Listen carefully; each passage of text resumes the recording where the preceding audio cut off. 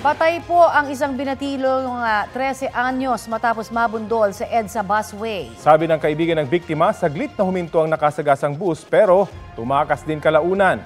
Balita hatid ni James Agustin. Nasawi ang 13 anyos na binatilyo matapos mabangga ng bus sa bahaging ito ng EDSA busway sa Dario Bridge sa Quezon City bago maghating gabi.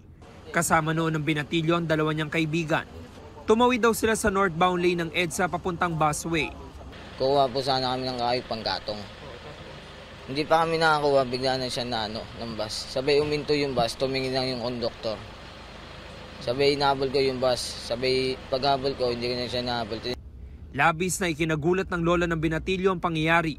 Umaga pa sir, wala na siya sa bahay.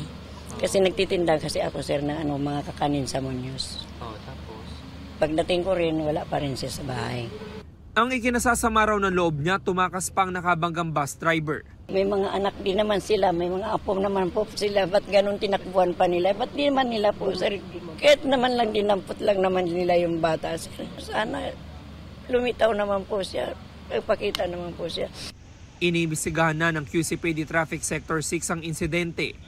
Nangangalap din sila ng mga CCTV footage para matukoy ang plaka ng carousel bus na nakabangga sa binatilyo.